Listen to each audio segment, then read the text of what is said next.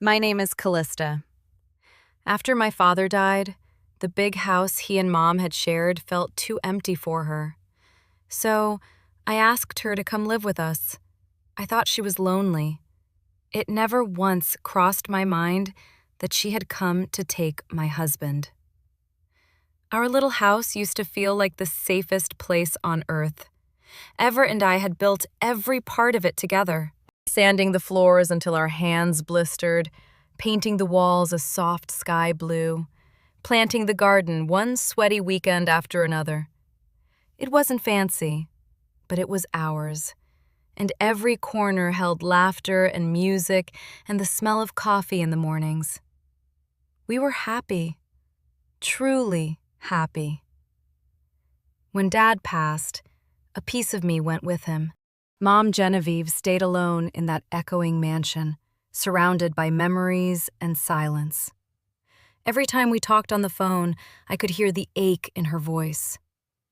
"Callista," she'd say, "the quiet here cuts like a knife." My heart hurt for her, so I told her to move in. Everett didn't hesitate. He wrapped his arms around me and said, "Of course, she's your mother. That makes her my family too." I remember feeling so lucky that day. I had the kindest husband in the world. I really believed we could heal her together. The first weeks were beautiful. Mom brought life back into the house. She cooked like she used to when I was little. Chicken soup that tasted like childhood. Warm bread. Peach cobbler that made the whole kitchen smell like summer. Everett would close his eyes and moan, "Genevieve, this is the best thing I've ever eaten." She would laugh, a real laugh that reached her eyes, and I would watch them and feel proud. Our garden exploded with color. Deep red roses, tall golden sunflowers that turned their faces to the light. Mom had always had magic in her hands when it came to growing things. Everett started standing at the window just to watch her work. One afternoon, he said, almost to himself, "Your mother is something else." I smiled and agreed. I thought it was sweet. I thought we were lucky. I was wrong. It happened so slowly. I almost missed it. The way dusk creeps in and you don't notice the light is gone until the dark has already swallowed everything. It started with little jokes I wasn't part of. I'd walk into the kitchen and find them laughing over something I hadn't heard. I'd ask what was funny, and Everett would shake his head, still smiling. "Nothing, just something your mom said." Mom would give me a quick smile and change the subject. They had their own secret language, and I was on the outside looking in. Then the evenings changed. Mom loved walking at twilight. I usually came home tired from work and just wanted to sit. Everett used to sit with me. We'd watch a movie, talk about nothing, hold hands on the couch. But suddenly, he started going with her. "I'll walk with your mom," he'd say, kissing my forehead. "You rest, babe." It sounded so thoughtful. I told myself he was being a good son-in-law. They'd be gone for hours.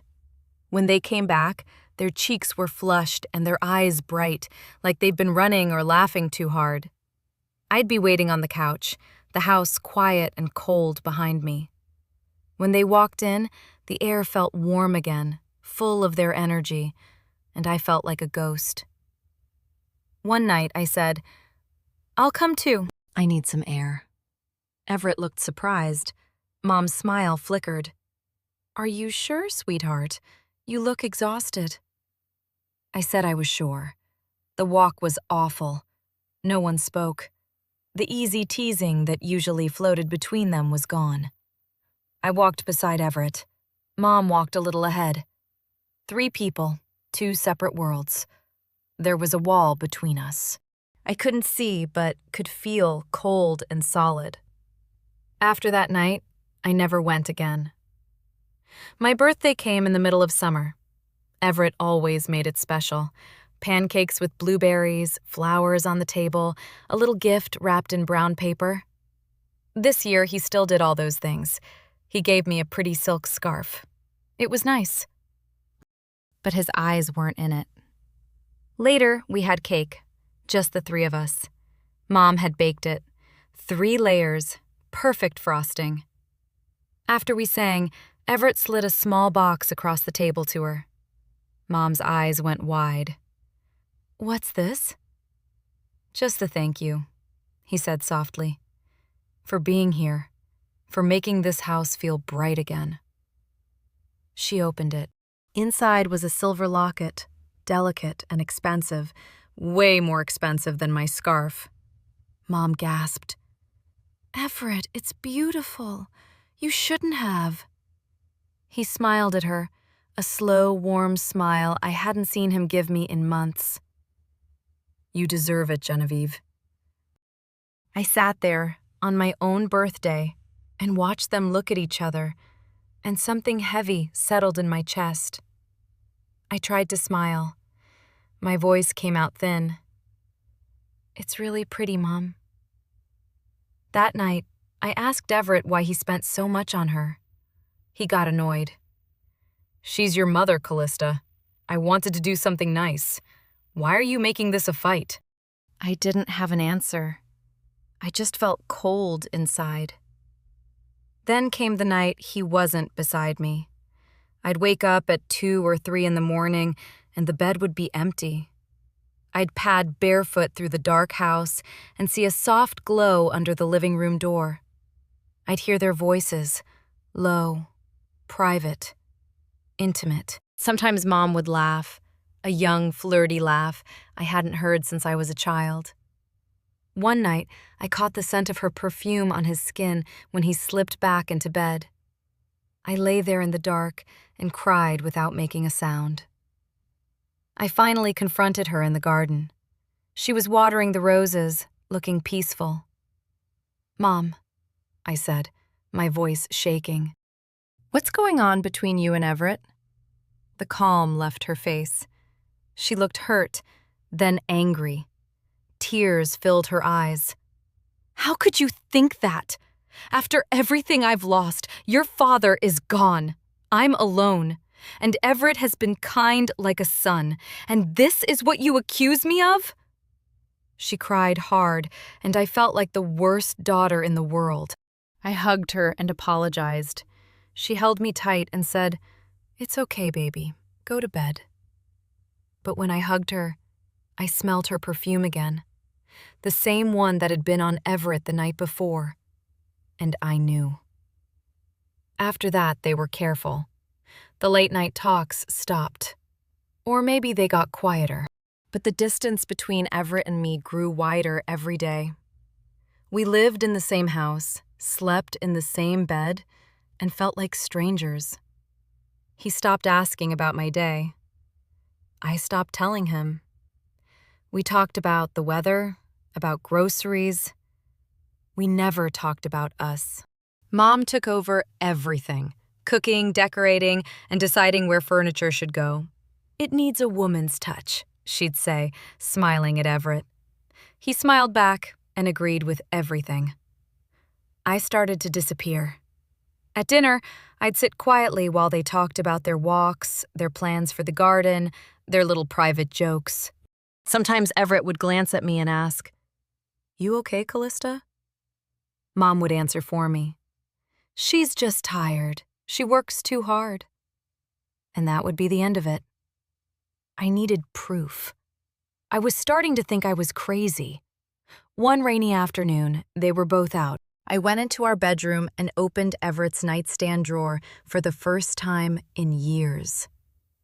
Under socks and old receipts was a small wooden box. My hands shook as I opened it. Inside was a letter in his handwriting. "My dearest Genevieve." He wrote about her eyes, her laugh, how alive he felt with her.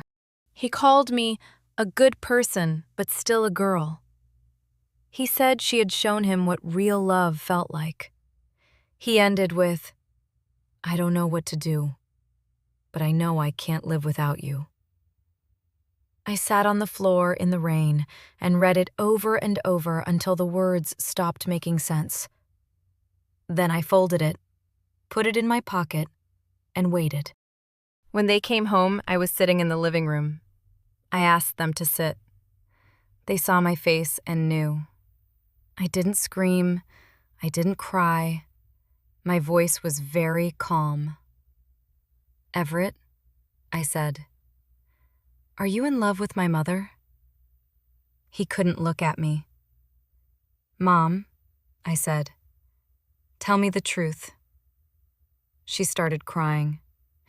"It's not what you think. It's complicated." "It's not complicated," I said. I placed the letter on the coffee table between them. I read this. It seems pretty clear. The room went still.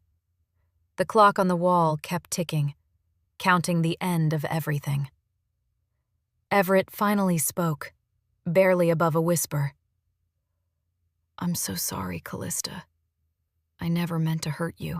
Mom said, "We never meant for this to happen. I was so lonely, and he was so kind."